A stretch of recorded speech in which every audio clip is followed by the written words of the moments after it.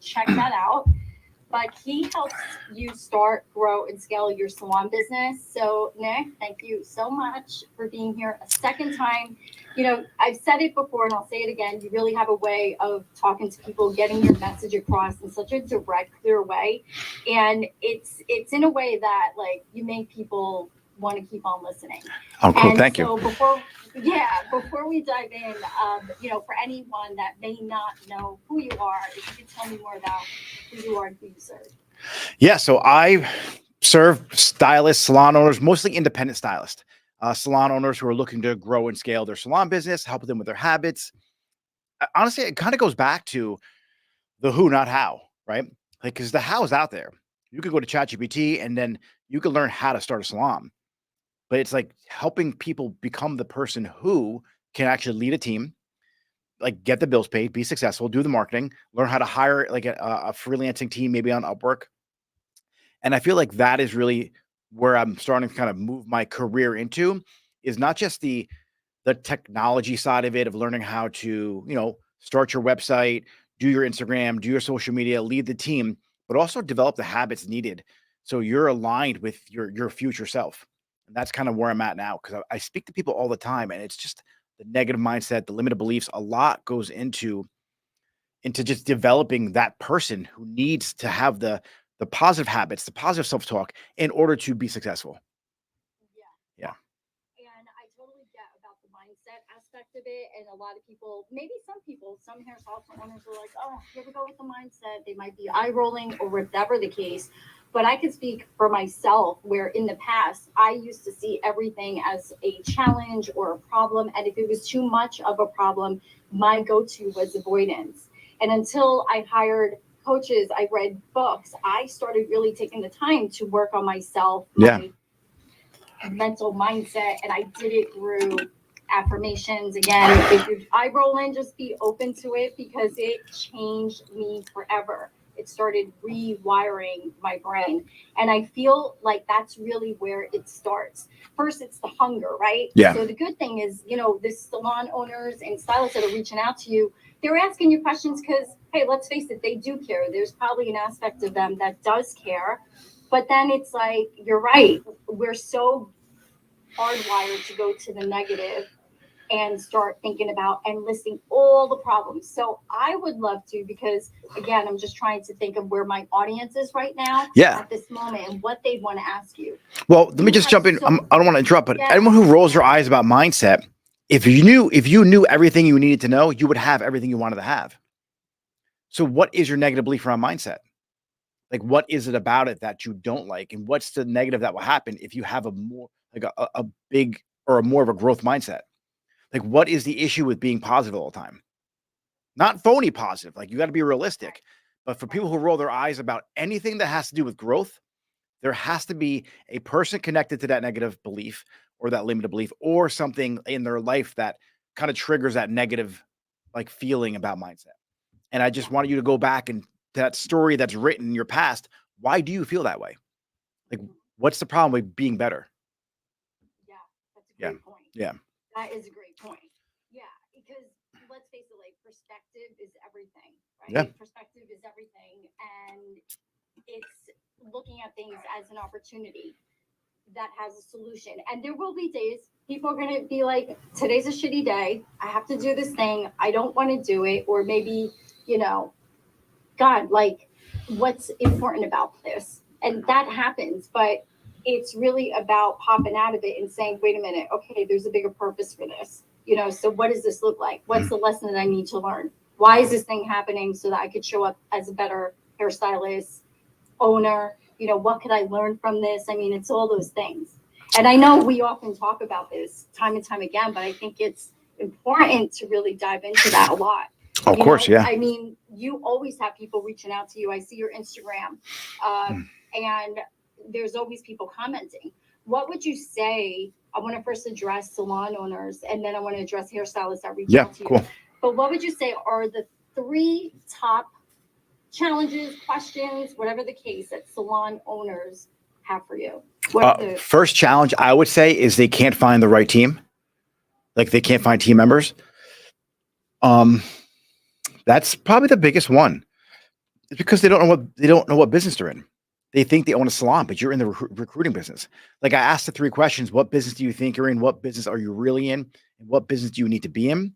And they're a little like unsure of what business they're really in. But you need to be in the recruiting business. You need to have a steady pipeline of new stylists who wanted to work for you, and a steady pipeline of new clients wanting to come get their hair done in your salon. You solve that, 80% of your problems are done. That's it. Yeah. Like if you always have people knocking on your door to want to work there and knocking on your door to want to get their hair done there, other than really gossip and some culture aspects of your salon, which you can fix very easily, I mean, you have no more problems. Yeah. So that's one way. The second thing is when I speak to them, it is their mindset. They don't want to train their staff because they're afraid they're going to leave and go to another salon. They're afraid of suites. They're afraid of like something happening. And it's the what if versus even if type of scenario. So, what if I train them and they leave? What if you train them and they stay? That's the one thing I want to bring up. But even if I train somebody and they leave, so it's even if, then they're going to spread good word about our salon. And they're that good of a stylist because I train them that well. Word's going to get back to the community that you come here to develop skills. And if I treat them so good, they're going to stay. Not everybody's going to stay, but I only want people who want to stay. Like if you have a bigger vision and you're like you have a salon and your vision's so big, it needs to fit all your team members' visions in it. And if they have a vision bigger than yours, that's your fault they left because you didn't articulate it well enough where you could fit them in your world. And Yeah. that's a hard pill to swallow for a lot of people. So I want to address, if you Mhm. don't mind, I Please. kind of want Yeah. to go back to your first point Yeah. about the recruiting. And so what does that look James, like shut all the doors you? for me. Because someone might be like, okay, yeah, Nick, that sounds great. Okay, recruiting, a lot easier said than done. Let's just say someone's thinking about Mhm. that right now. What kind of maybe strategies or tips or things have you done or that you know other salon owners have done that they have been successful in strong recruiting? Could you list a couple of ideas of things maybe of what they could do? Yeah. I mean, one thing is really be crystal clear on the direction and the vision for your salon. Like, who do you serve? Who do you help? And not just who do you serve, like client wise, what's the stylist that's the perfect fit for your salon? And if you can clearly articulate a solid team that you want to cultivate and inside of your salon, then word gets out of you being such a great leader. And so first fix anything internal that's wrong. Like when you follow up with your team and you say you're going to do something, you actually follow through with it. That's huge. So you got to make sure that your current staff, you're taking care of them because they're trying to recruit people. But unfortunately, what's going to happen is, hey, I see you work with Nick. How is it working there? It's okay. Like he says he's going to do this, but he's always distracted. He has his coaching thing now. He's doing that online stuff. He's never really in the salon anymore. And so that is the feedback that they're going to tell to the community. So it's funny. A lot of people do this, even with your regular clients too. Sometimes your stylist will just want to stay at your salon because it's too much work to go somewhere else and look and try and build a clientele. They may be the biggest um, retractors, if that's the right word I'm using, against other stylists working there. So people ask them and they're like, "Hey, don't work here. It's all right, but I wouldn't. If I would make a move if I could. I'm just not in the mood to." It's like the landscaper that sucks at mowing your lawn and doing your hedges, but you don't get a new one. And your neighbor's like, "Hey, do you like your guy?" No, I don't. Don't use him. He sucks. But you don't have time to go look for somewhere else. So a lot of owners think, "Oh, my team loves me because they're not going anywhere." Your team may just not want to put the work in to find a new salon. And so when people are asking them, "Hey, should I work there?" They're saying no. So I think first start with your team and make sure everything's perfect. Make sure you have a solid mission statement. Make sure your core values are clear. And that's such a cliche thing now. Everyone's talking about their core values, right? But what are they? Teamwork, passion, hard work, success, like really have them labeled out. Then you design your social media around attracting stylists. So this is the one thing that people don't do. You don't give away knowledge for free. Like make your salon not just a location, but a destination and make it a destination and a haven for stylists. So I believe in free education. So I want you to host classes to everybody, suite renters, rent stylists who rent chairs, other salon owners, other salon stylists, assistants. It doesn't matter. You could have 2 levels of it. First level being if you need assistance or like support staff, then you create one Monday a month where you teach them techniques for the beginners. And then you do one advanced one where the more advanced styles come in, and you create 2 Facebook groups. So it's aligned with where they're at in their career. And then one Facebook group feeds the other, and you create this community. And that's what you need to focus on. So when anyone asks, hey, how's it working for Nick? He's the best. We do classes, he feeds into us. So that's really, it's the positive word of mouth that you guys should focus on first. So it's nailing 2 things. It's another form of income coming into your space. And then it's showcasing the talent that's in your space. And sharing all that. And what you put out comes back tenfold for sure. You know, it's funny because just recently I had someone reach out to me and they were looking for a salon to work at in New Jersey. And right away I thought about you, Nick. They were looking in the Bergen County area. And I was ready. I was immediately ready to say, hey, check out Nick's salon. But they wanted in the Bergen County area. So I directed them elsewhere. Thank you. Thank you for thinking of me. It's so true because you show up in a way that it's like, oh, hell yeah, I would definitely work for that guy. Like he really has my back, and that looks like such a healthy place to work in. So I just want to tell you as an outsider that observes how you show up and what you talk about. Yeah, my whole team gets access to my coaching program. Like that's part of the reason why I built it. So they're truly independent. Like they have the ability to build as big a business as they want. They want to create their own website. I'll help them.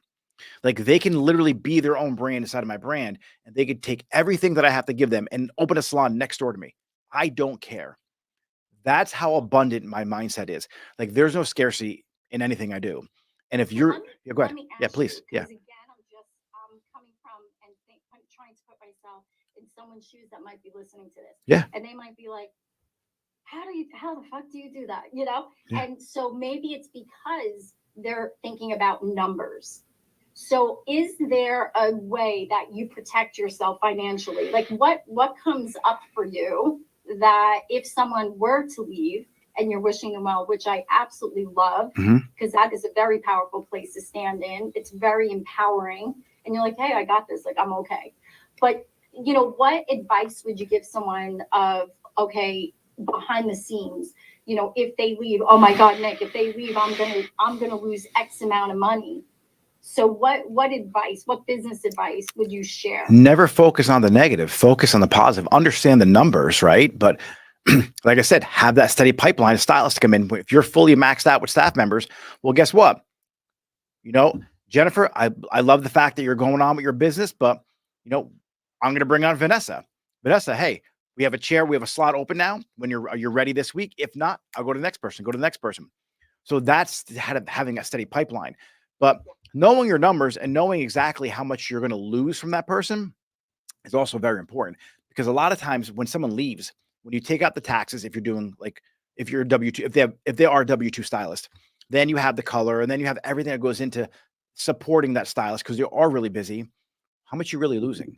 So you have to take a look at that number, and then where there'll be like clients who stay. So now your other stylists who need more clients, they'll get fed. Like there's a lot that goes into just the mathematics of it. It's not going to be as bad as you think. Like once you crunch the numbers, that one person, or at least you shouldn't have it where you're relying on one person.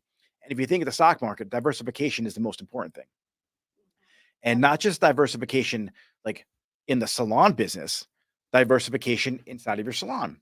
Some stylists are experts at extensions. So you want to help build them up. Some maybe at microblading, some at blonding. And you want to feed the salon collectively, not just focusing on one person, relying on them. So it's your fault you relied on that one person because you got lazy because of the money coming in. My job is to build everybody up as equal as possible. And then second, have another stream of income where it's like, I do really well with retail. So I have a Shopify store. I'm able to market my products that I sell in the salon to the outside world. So when that happens, I'm not really worried because my bills are covered. And then I have a knowledge-based business. So I'm also a coach. So I have multiple streams of income coming in. So smart. Yeah. I love that. And it's like really being resourceful. You know what, for anyone listening, how have you made money in the past without just being a hairstylist, you know, that you could supplement.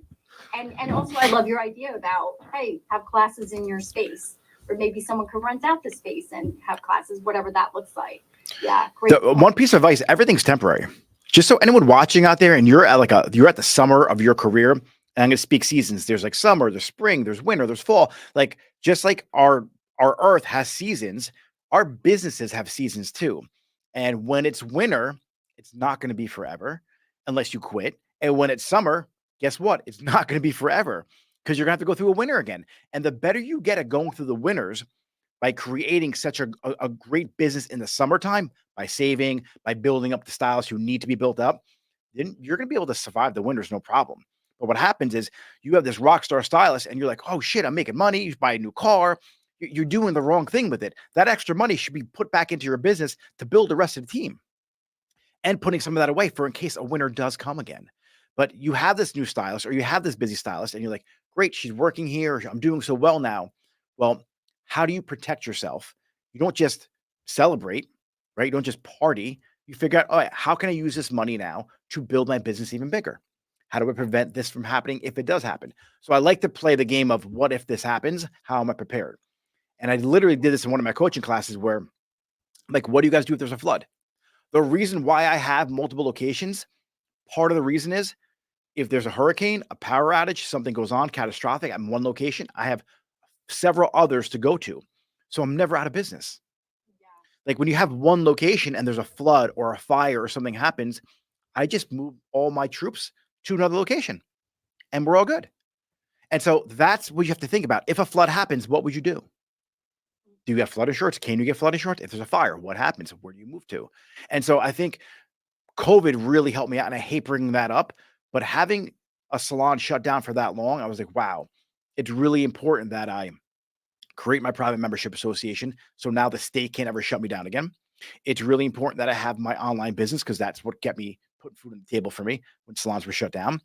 And it's important that I have multiple locations because what if one location gets shut down? What do I do then? And so I tried to get all the what ifs this happens, like what if that happens, and then here's my solution to it before it even Right. happens. Then And everybody can do that. Everyone Everybody can. has the ability of doing that. Yeah. everyone. Yeah. And for then sure. you could be an absentee owner to the point where if X happens, we'll go to the handbook. Then you do this. Very simple. You don't need me. Like my salons don't need me. I'm rarely in there as much as I should be, but they got it. There's a Google Doc that they can look up, get the question they need. And there's a lot of things that I put in place so they don't need me. I don't want them to need me. And I think owners, they have this fear of like, I need them to need me so they don't leave. They're going to leave anyway if they want to leave. Yeah, you want to keep growing the business. So keep Yeah, growing it. absolutely. So good. So good. So I want to pick your brain about this because while you were talking, this came up for me. What are your thoughts about when salon owners have stylists fill out or sign a contract where if they decided to leave that, let's say they can't work within 7 miles, what are your thoughts about those contracts that are out there? Some do it, some don't. I think it's going to be obsolete now, right? Is it? It's a non-compete. Yeah, America, whoever's in charge of that just said you can't do that anymore moving forward. Yeah. But Which I absolutely love because in my mind, Nick, I say to myself, at the end of the day, people have to put food on the Yeah. table. James, can you And they Google have that? these 2 hands. Non-competes. We're going to find out right now. I'm going to look it up. I'm pretty sure it's going to be obsolete at the end of this year. But I agree with you. Yeah. I don't have my contracts are not non-competes. Like I have a membership agreement for my team and it's how I'm going to show up for them. So when I do my contracts, it's like, hey, what are your goal? How much you want to make? I like to put that in there. And we revisit it all the time, but how much money do you want to make? All right. So in order to do that, how do you need me to show up for you so we can achieve that goal? Cool. Based on your goal, I'm going to need you to show up like this so I can support you like this in order for you to achieve this. And that's the contract that I have. Has nothing to do with working. It's like, hey, we're going to agree we're going to do a bunch of different things in order to get to your goal because that's important to me. And now here's where the ease of having those crucial conversations comes from. Now, when the situation happens and you want to block off another weekend for another bachelorette party or go to another concert, hey, Vanessa, everything cool? Yeah, why? Because, a month ago when we spoke at your one-on-one, your goal was to hit 4,000 a week. And the last, 2 weeks, you haven't been showing up like you promised you would. Like I'm showing up like I should. It makes it easier. And I'm kind of passive aggressive sometimes. So I'll be like, hey, did your paycheck go through this week? Did you get paid? Oh, it did. Oh, I'm sorry. I thought maybe it didn't because you took off 2 days in a row to go to that concert, and I thought that was like we had an agreement you wouldn't do that anymore. I'm sorry. I thought I didn't pay you, and so it's like I get funny like that because I understand. Listen, I get it. Like it's summertime, the concert's here, the friend has the bachelorette party, you have the wedding. I'm not here to stop you from living your life. I'm here to help you have a greater life as an owner. There needs to be balance, though. Sometimes people can't get out of their own way, and that's when you come in as the leader. And as long as you're leading with the best intentions for that person, there's never going to be an issue.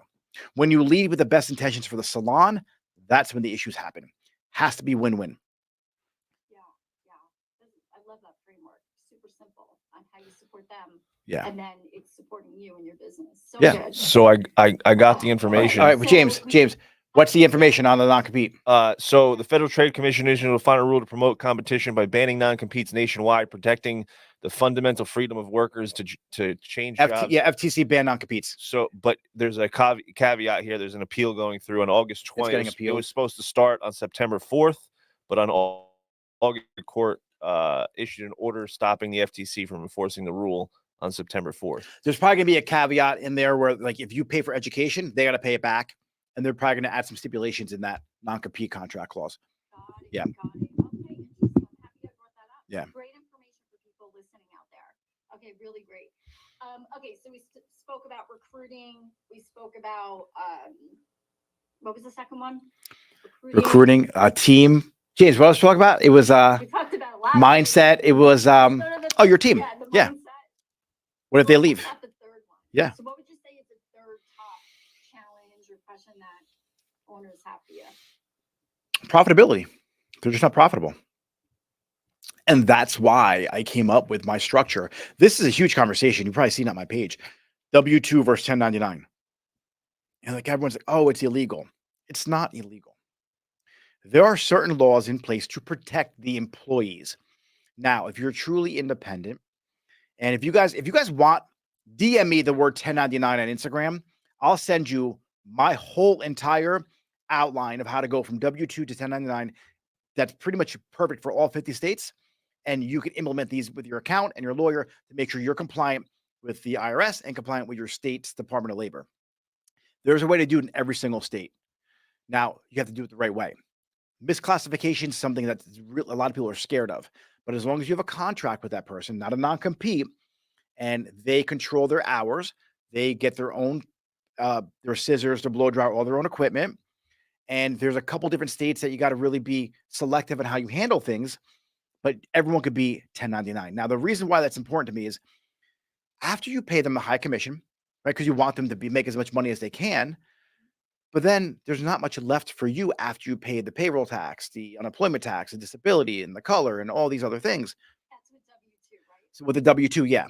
Now, as a independent contractor, they have their own LLC. They now have the ability to deduct new shears if they buy them, their blow dryer, their clothing. If they go on an appointment and they're traveling, they could deduct their gas. They could write their car off. There are things they're entitled to deduct based on their business status, their entity status. But you can't do that as a W-2 employee. Here's another cool thing. If you have kids in daycare, as a business in the United States, you could, the way you phrase this, I might be wrong with, but you can put your kids on payroll, or you could pay your kids tax deducted off of your end, $15,000 a year for each kid. Guess where the daycare gets paid out of? Their checking account. So indirectly, you're deducting things that you can't deduct as a W-2 employee. They have soccer, they got cheerleading, they need cleats, pay for it out of their checking account. So you're And then they would be listed as an employee under your LLC. yeah, and so this way, yeah, and so at a certain amount of money every year, they don't have to claim anything, so they're not getting taxed on it. Again, talk to your account, you get all like the ducks in a row for that. But that's a way you can actually write off on the back end the daycare, and this happens across businesses all over the U.S. for doing this. But you have to teach your team the benefits of being independent. Like, why is it better for them? Because now they can deduct what they want to deduct. So they need like their insurance and things like that too. But if someone's doing $100,000 a year behind the chair, 120, 150, now with extensions, and the way business is happening now in our world with really successful stylists, some of them are making 220, 250. Like there's stylists out there really crushing it, and they're getting destroyed with taxes. So this is another thing with profitability. But between the 1099 structure and the parts and labor structure that I teach, those two things kind of eliminate the two biggest expenses in your salon, which is going to be the taxes and going to be your color. Right, right. So you help with taxes too. Yeah. So I personally, I'll give you my guidance, but then I have an accountant that like he's on my team and he knows exactly the structure that I teach. And he's very, very like conservative in terms of compliancy. He researches everything. And we've been speaking for months, me, the partners of his firm, and we go back and forth for hours.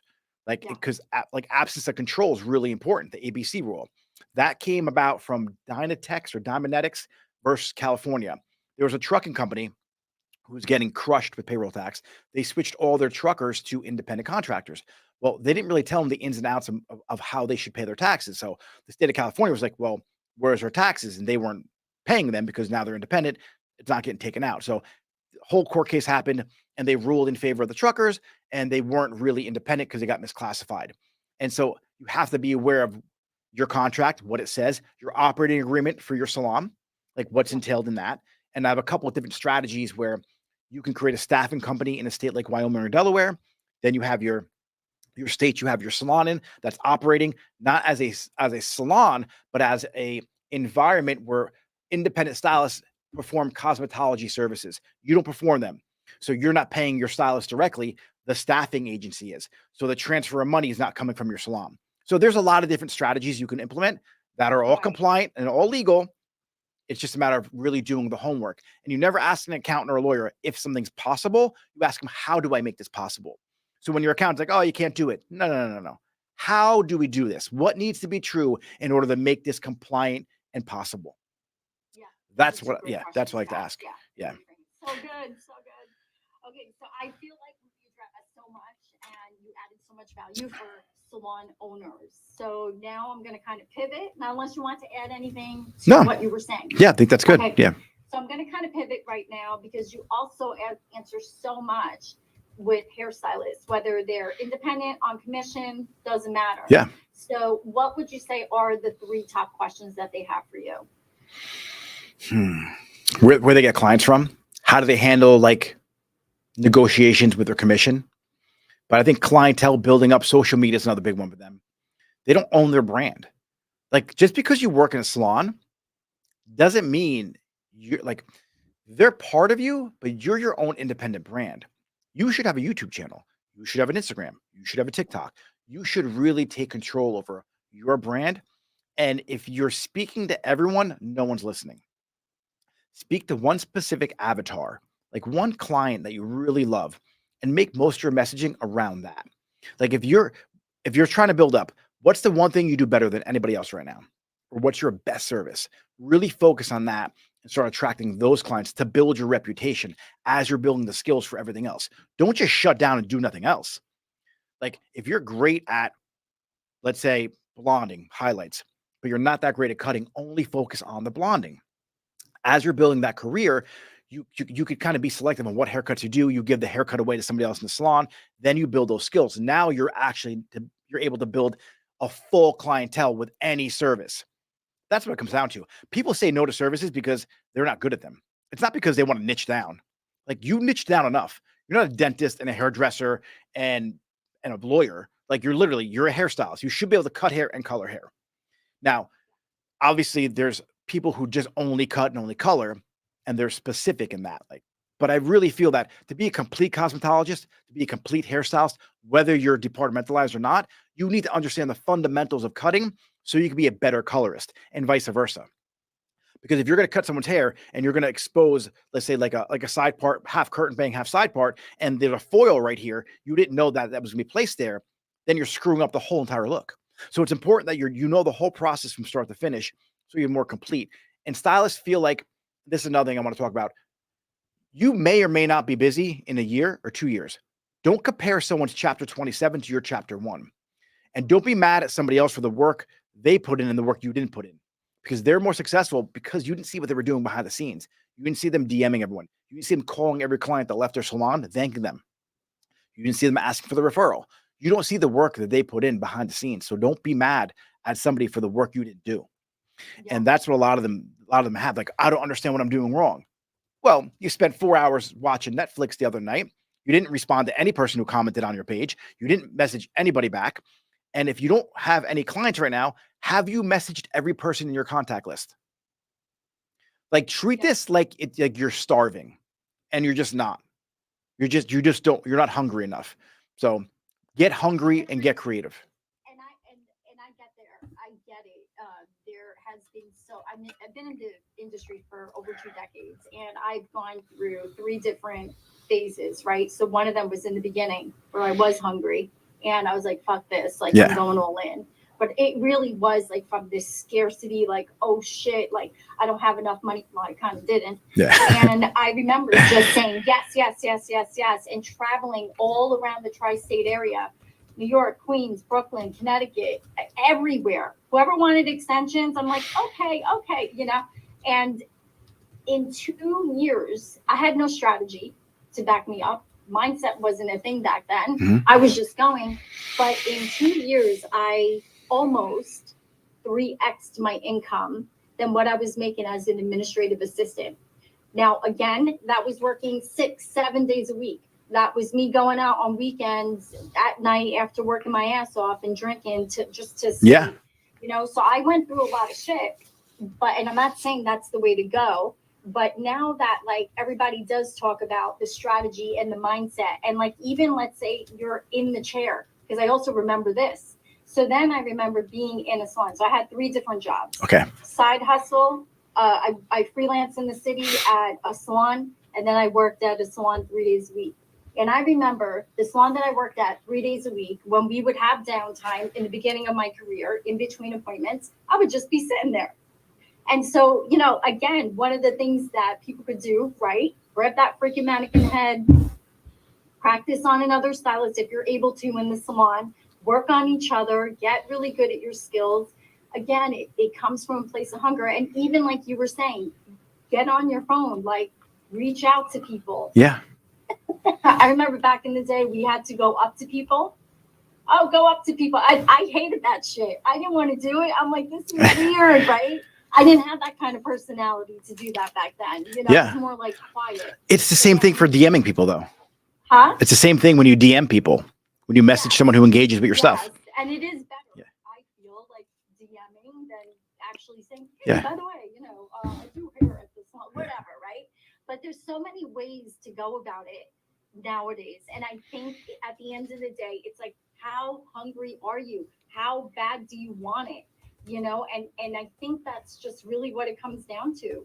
That and mindset. Here we go again with the mindset. It's true. You know, and being a solution. What's the solution? What's the opportunity here? Like, again, baby steps. Because someone might be listening to, someone might be listening to this and be saying, oh, yeah, easier said than done. Again, pay attention. Anyone listening to this, what are you thinking of right now? What are you saying to yourself? What thoughts are coming up? Is it positive? Is it negative?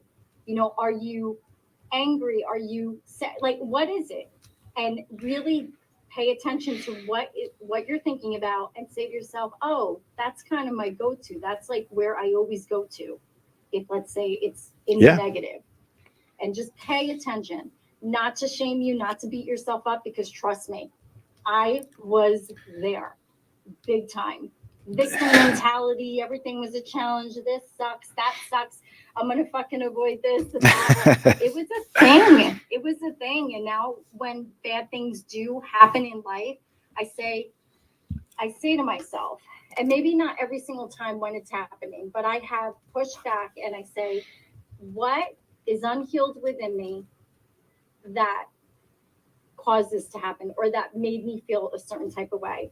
What lesson do I need to learn? How do I need to get better so that this doesn't happen again? Yeah. And maybe for someone that's listening, because they might be like, what the hell are you talking about? Maybe it's setting a boundary. You know, maybe it's, oh, wow, like I get all these cancellations all the time, and I need to have a cancellation policy in place in a very nice, you know, professional way. There's so many ways of going about it. Yeah. I think another thing is focus. Like, you're not focused enough. Like, if you have 3 jobs, you're bartending on the weekends, you're doing hair part-time, and then you're doing something else with your aunt, helping her as a bookkeeper for her accounting business. Like, when you speak to people and they ask, hey, can I do my hair? Oh, I can't. I'm bartending that night. Oh, no, I'm working over here that night. They want to go to a professional. So I promise you, if you just focus from the hours of 8 a.m. to 8 p.m., 7 days a week on strictly one result, which is getting busy behind the chair, you will get busy behind the chair. Unless you're just really, really, really bad at doing hair and you got a shitty personality. That's the only two reasons how you won't succeed at that. If you dedicate 8 hours from 8 to 8, 12 hours a day, 7 days a week, you will be busy within inside of a year. If you focus, your sole purpose is focus on getting busy. I promise you, 100% you will. I did it. I did that 100%. So it's lack of focus. Whenever I was slow, I would change directions and pivot like, oh, maybe it's not meant for me. I'm going to go bartend because you're drowning. You're struggling. Just focus. And everyone's like, oh, work smarter, not harder. Do both. Work smarter and work harder. Yeah. Do both.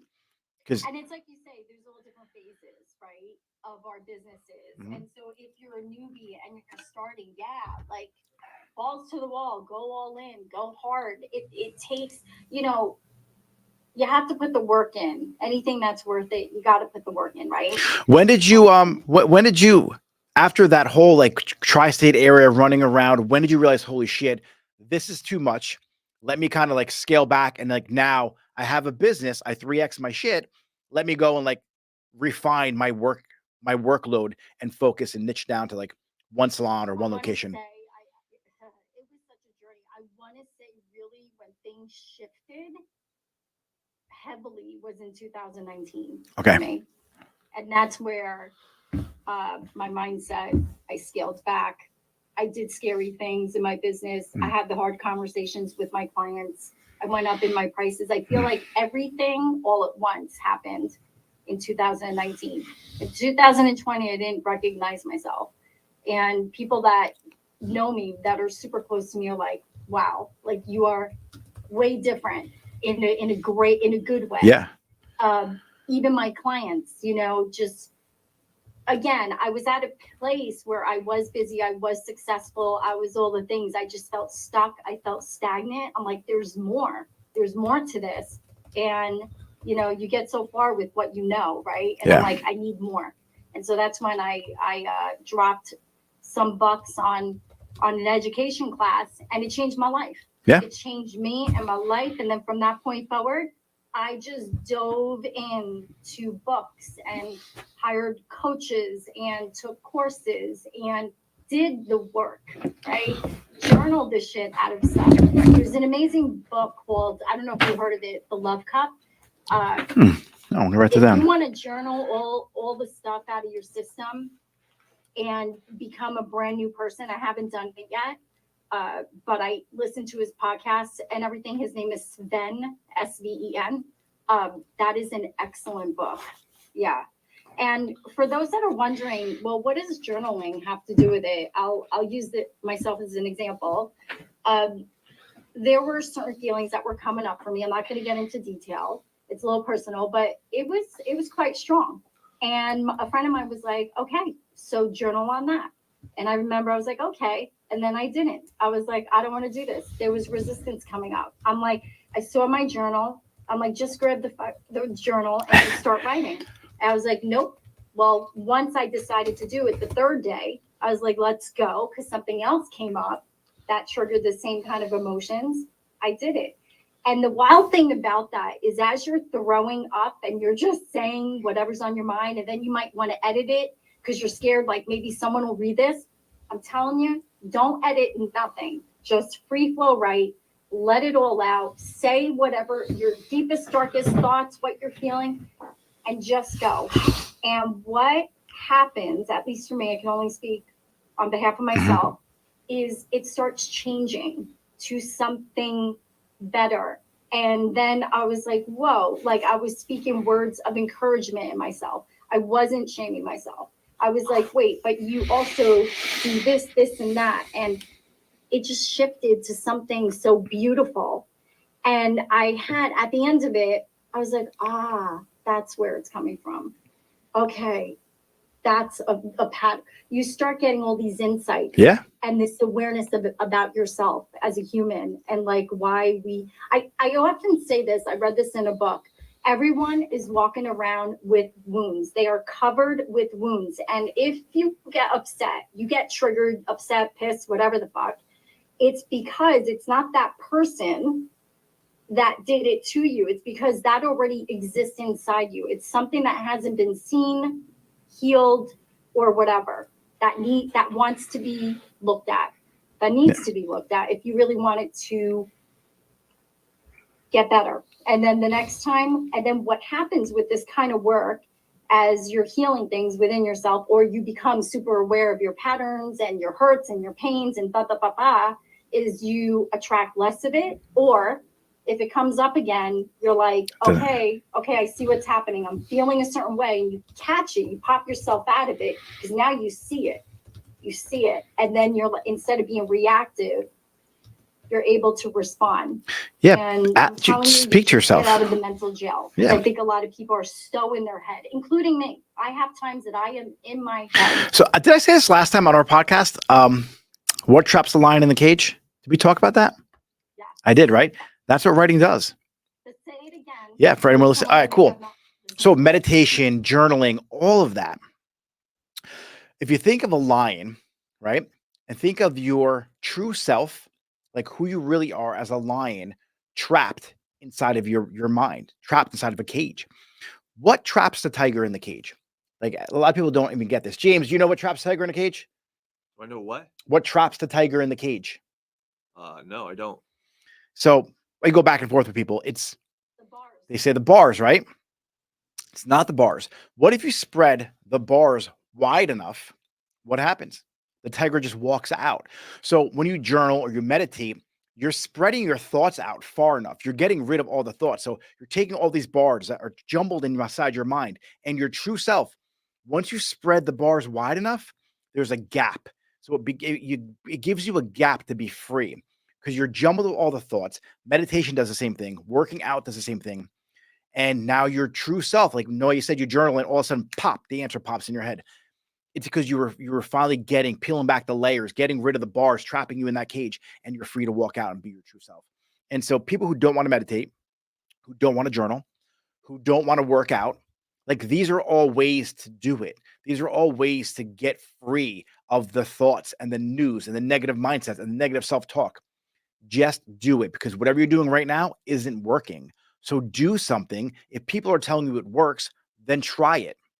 Like I have this one woman who works with me and she can't sleep. I'm like, do you journal? She said, no. I'm like, do you meditate? She said, no. And we went over the whole entire thing. She went to a therapist. Therapist said the same thing I said. I was like, you think I lie? Do you think I make this up? Then she sent me a video of a person saying the same thing. I'm like, if everyone's telling you this works, then just do it. Like, why are you saying no? What are you afraid of? And so for a lot of people, what are you pretending not to know that you already know? You know the answer. You're pretending not to know it. So stop taking all these classes and buying the next course and the next program. You're just listening to the same kind of podcast. Stop. You know it. Take action now. Stop pretending you don't know what to do. You know what to do. Like for owners, my salon's not doing X, Y, and Z. I have this one person that's in there, but I'm not sure. Then get rid of them. If you're a stylist, if you're not being supported, if your vision's too big for that salon, you know what to do. Time to look for a new location or open your own up. So you know the answer. Just don't be afraid. And here's like the greatest piece of advice I gave to one of my clients. At least it's in my mind, it's the greatest piece of advice. Get a really good life insurance policy. If you have kids, like the most important thing to you if you're a parent usually is your children. And people always say to me, how are you so comfortable with the risk? Well, I have really good insurance policies, life insurance policies. So unless I die, I'm going to keep on working and keep on trying to reach certain levels of success. And if I'm not successful where I want to be, my insurance policies kick in. And guess what? My kids are taken care of. So for me, I don't really care. Unless I'm dead, I'm still going to be going towards my goal. So it's important that if you need the reassurance, get a really good life insurance policy and then go all in, because you'll never lose if you don't stop. And so that's how I'm able to have such a big appetite for risk, because I'm always insured. And the most important thing to me will be taken care of. Yeah. That's super smart. you know, the only thing that keeps on coming up for me is I'm like, yeah, that's a great solution right there. You know, that's so good. You know, and then for those that are like, yeah, I know I have to do all these things, you know, and you don't do it again, then just empower yourself and just say, you know what? I'm choosing not to do it. Not, I can't do it. Like, just use the word, I could do it, but I'm choosing not to do it right now, you know, because you're going to feel a lot better instead of just beating yourself up. And because I know many struggle with this, Nick. So many struggle. Yeah, because they have so many things to do. It's focus. Remember, focus. What's the one thing if you do would solve 80% of your problems? Do that now. Like, what's the one thing in your salon you could fix that would solve 80% of the issues? Maybe it's getting rid of that one person. Maybe it's, you know, hiring a manager to help you out and support you. Maybe you have to stop doing hair so you could focus on the business. What's the one thing you can do that would solve 80% of your problems you're dealing with right now or today? You know the answer. Everybody knows it. Like, the problem is you don't give yourself advice that you would give your friend. So learn how to treat yourself and love yourself. Take the advice because you know deep down inside all the ins and outs of the issues that you don't tell other people. So don't lie to yourself. If you were your best friend or somebody you loved or your child, what advice would you give yourself? Take that advice because more than likely it's gonna guide you into the right path. And I think, you know, with that, I'm looking at the time right now.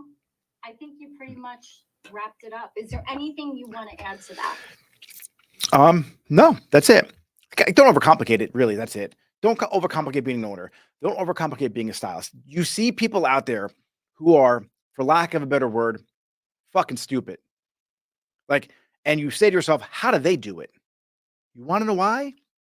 Because they got out of their own way and they focused on the main goal that they wanted. And are you stupid or are they stupid?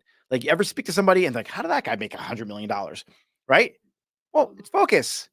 Don't overthink things. Just do what needs to be done. Simplicity is the best way to be successful. The simplest way is the best way. Don't overcomplicate it. You know what? I want to add to that. Yeah, please. It just like Yeah. in. So what's the number one thing that holds us back? Fear.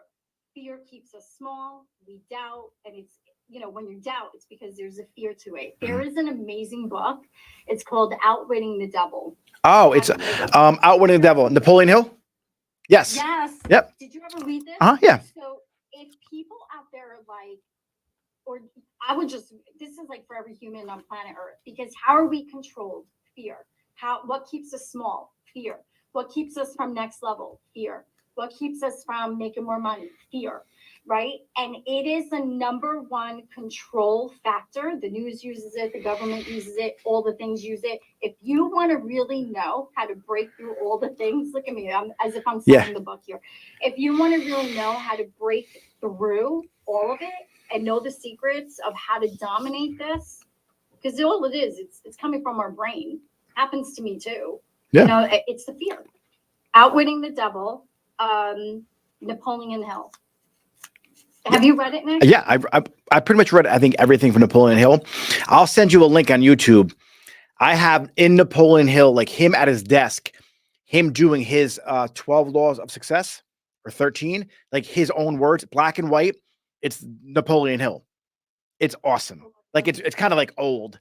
It is. It's like the 40s or 50s when he was still around. And Napoleon Hill is like the GOAT of self-development and obviously manifestation and law of attraction. Emmett Fox, Florence Scovel Shinn. She wrote a lot of really good books too. You know who she is? No. Florence Scovel Shinn, The Game of Life and How to Play It. Your Word is Your Wand. And so these authors, they wrote this stuff in the 1800s, the 1900s. Everything you're going through, people felt back then. Like the law of attraction, manifesting your goals and your dreams with thoughts, that's real shit. Yeah. Right? And if you're focused and you have fear and you're only focused on what if someone goes wrong, what if this happens? Well, that's going to happen. Focus on the abundance, focus on the outcome that you want. And if it doesn't align with it, you don't do it. If I want to go here, I'm not going to go there first. I'm not going to go there first because I'm scared of what's going to happen from here to there. I'm just going to go here. That's it. Whatever happens, happens. I'm going to blow through an obstacle or sidestep it. That's it. Yeah. And so Yeah. this And fear. see life as an adventure. That's helped me. Yeah. I'm like, see it as an adventure, girlfriend. Let's go. Like, What's that quote? Life is a daring adventure or nothing at all. What is it? It's a quote. Life is a daring adventure or nothing at all. James, looked it up for me. I think it's a quote by like, it's a famous quote. I'm probably botching it up. And Yeah. like you said, like not to take things so damn seriously. Like have fun. I think that's important too. So good, Nick. What's the quote, James? Helen Keller. Yeah. Okay, it says avoiding danger is no safer in the long run than outright exposure. Life is either a daring adventure or nothing. Yeah. So who, like I said, you're gonna die anyway. Why live a boring life? Do like and always. You follow Bashar at all? I have. Okay. I go through phases. Okay. Seek your greatest passion. Like what gets you out of bed? If it doesn't serve you anymore, it's cool. Move on.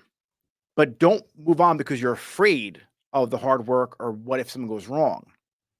Always just go towards your greatest passion. And if you still want to do this thing, get rid of the fear. Just do it. You're going to die anyway. Who gives a shit? No one's going to remember your failure in 100 years. I promise you. Yeah. So for anyone that's listening right now, if they're like, I need to work with this person, Nick, where could people find you or like just binge watch your Instagram, all the things that you can share? And I'm also going to share all the links in the show notes. Yeah, nickmirabella.com, NickMirabella. All my links are on there, like in the top little header. Or go to Instagram. I'm on there all the time chatting with people at Nick Mirabella. Yeah. Thank you so much. You're welcome. Nick, I always enjoy our conversations. I wanted to get into your ayahuasca experience, but you know what? We'll do that. We'll do round 3. Yeah, we'll do round 3 at another time. And for everybody else, I hope you found a lot of value. And if you did, share with a hairstylist friend that you feel can benefit. You know, we're here to really serve a lot of people out there and help as many people out in this beauty industry. Yeah. So thanks again, Nick. No, thank you for having me. We will be in touch again. Awesome. All right. I'll see you later. Bye.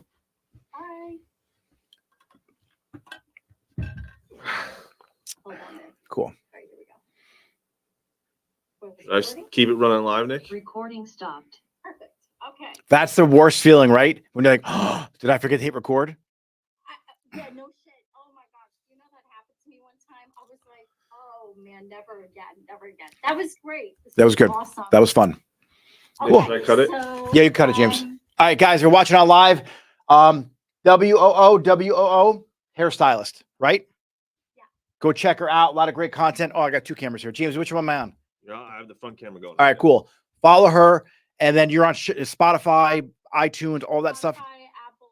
Yeah, she has a link on her page somewhere. You could find the podcast if you want to watch the whole thing. Obviously, YouTube. You saw my end of it, but amazing stylist. You're a coach too, right?